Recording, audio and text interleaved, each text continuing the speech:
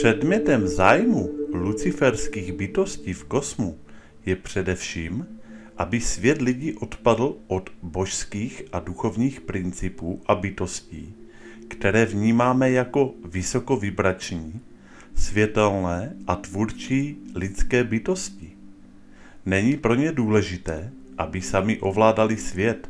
To u luciferských bytostí není to hlavní. Jejich cílem je odvést lidi od jejich vlastní božské podstaty.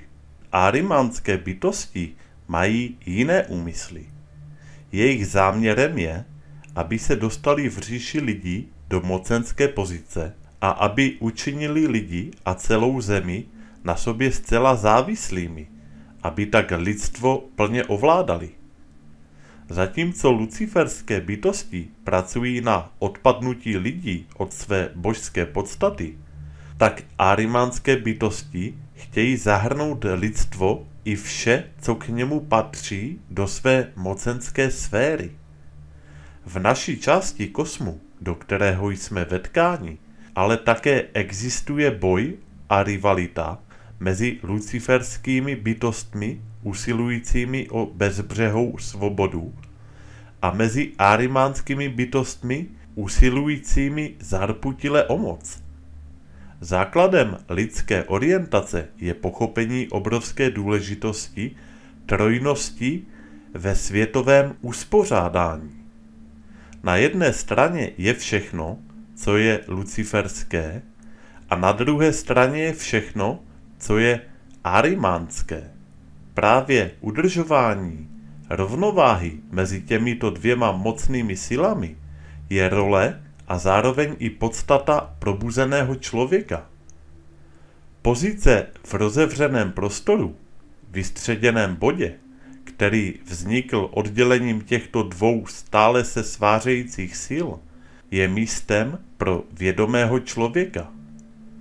Luciferské rameno vah nás táhne vzhůru a arimánské rameno zase směrem dolů. Udržovat tyto ramena vah v rovnováze je podstata role člověka zde na zemi. Pokud luciferský princip představuje jedno rameno a arimánský druhé rameno, tak stav rovnováhy představuje impuls Kristův. Společným zájmem těchto obou protilidských zaměřených sil, na kterém se obě dvě síly vždy shodly, bylo, aby se princip trojnosti stal tajemstvím, byl co nejvíce zahalen před lidmi do mlhy a oparu nevědění a zůstal utajen. Proniknutí do tohoto pečlivě skrývaného tajemství trojnosti přivádí lidstvo konečně k tomu, že je schopno si vytvořit stav rovnováhy, období trvalého a skutečného míru, prosperity, spolupráce a radosti. Tento rovnovážný stav ani jedné z oddělených stran naprosto nevyhovuje a mají nutkavou tendenci ho změnit. Do duchovního vývoje lidstva byla uměle implementována dezinterpretace struktury světa, princip dvojnosti, Bůh a ďábel, nebe a peklo, s božskými bytostmi tam nahoře a pekelnými tam dole. Tímto prosazovaným modelem světa ale byl člověk vytlačen z jeho důležité role, garanta míru, která mu byla přidělena, aby vědomně a neustále usiloval o stav rovnovážnosti obou mocenských sil. Minulé civilizace, filozofie, náboženství i ty nejlepší lidské snahy podlehly a propadly tomuto klamu. Tím nemohlo lidstvo plnit svou předurčenou roli mírotvůrce a světové korekce. V podobném duchu se odvíjí například i Miltonův Ztracený ráj. V tomto díle se nese bludný protiklad dvojností mezi nebem a peklem. Co zde tedy bylo dosaženo? Ve skutečnosti probíhající boj mezi Luciferem a Ahrimanem je jen bojem dvou temných sil a není vytvořen žádný prostor pro osvobozující božské síly světla a vyšších světů. V tomto manipulativně vytvořeném systému se připisují Ahrimanovi luciferské vlastnosti a Luciferově říši pak vlastnosti božské. O skutečných božských elementech zde není vůbec žádné povědomí, nehovoří se o něm a zamlčuje se. Tento blud stále ovládá naši kulturu, civilizaci a aktivuje se všude tam, kde se proti sobě staví nebe a peklo. Luciferské nebe se tak považuje za božské a peklo za to ďábelské. Jednotlivá náboženství ovládaná ahrimanskými či luciferskými mocnostmi už jen jednoduše vyměnila Boha za Lucifera či Ahrimena a dílo zkází na nebohých ignorantech, ale i naivních zbožných věřících bylo dokonáno.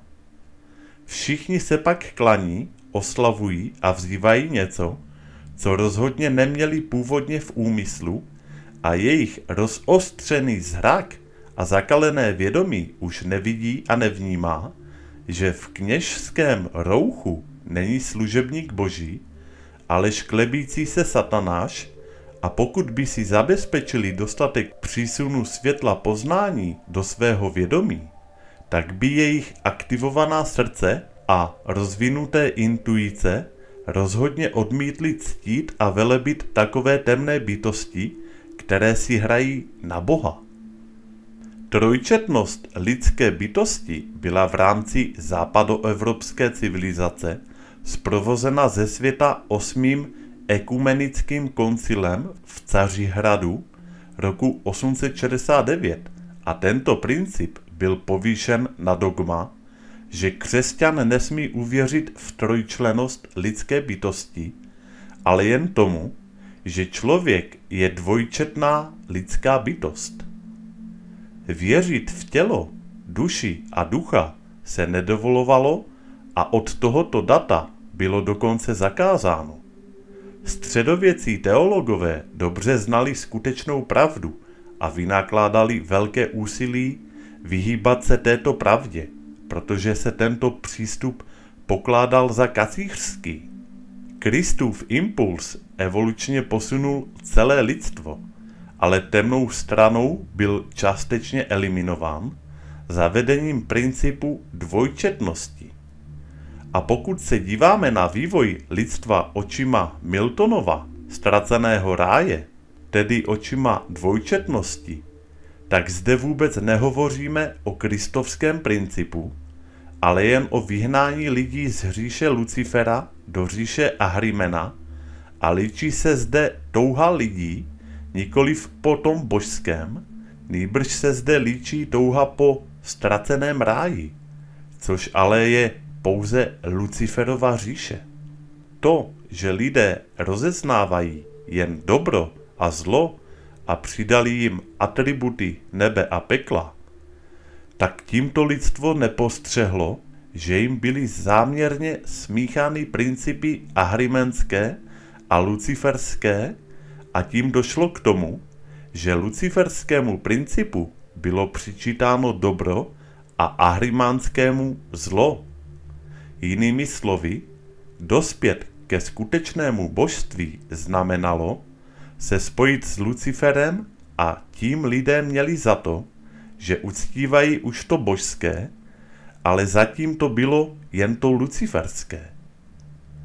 Tou mocností, která odvedla lidskou hlavu z ahrimanské zvířeckosti k její nynější podobě, byla luciferská mocnost.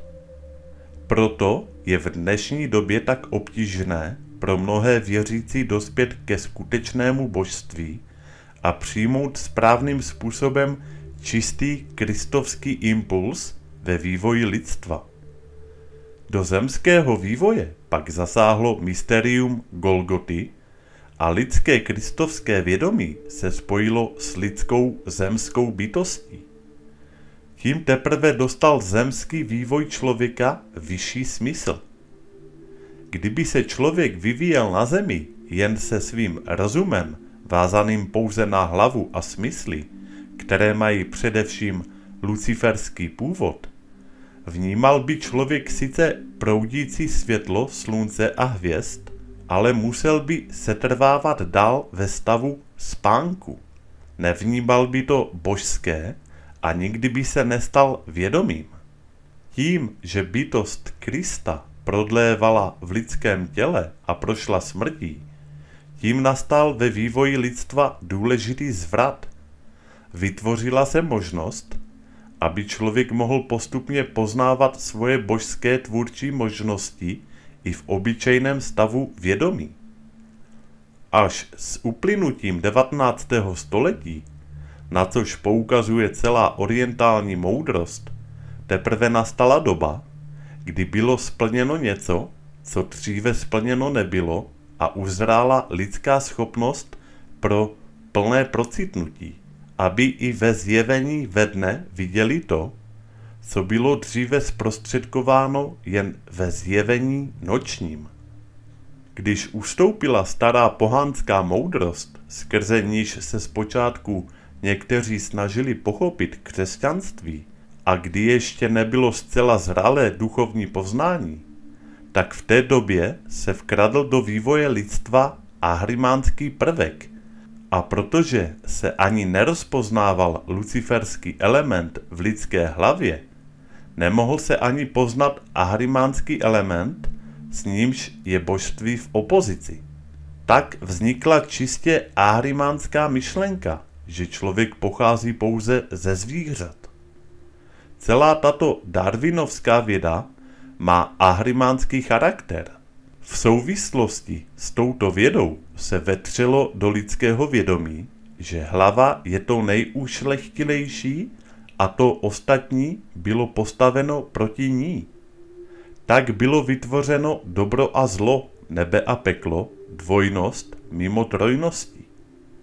Člověk byl zmanipulován k myšlence, že veškerou moudrost světa si vydobývá svou moudrou hlavou, ale tato moudrost byla pouze moudrostí luciferskou. Lidé propadli tomuto poblouznění a nechtěli připustit, že jejich luciferské utváření probíhalo zejména v jejich hlavě. Lidstvu se musí dát možnost, aby získáním nových božských tajemství ze svého nitra posunulo a zlepšilo všechno to, k čemu se dopracovalo jen skrze svou hlavu a luciferský princip. Teprve potom může být provedena korektura onoho velkého omylu, kdy vedle bezduché ahrimánské tělesnosti stojí duchovno, které ovládá člověka a má pouze luciferský charakter. Tak a to je konec prvního dílu. Já vám děkuji za pozornost. Komu se video líbilo, tak budu rád za like a u příštího dílu nebo jiných videí naslyšenou.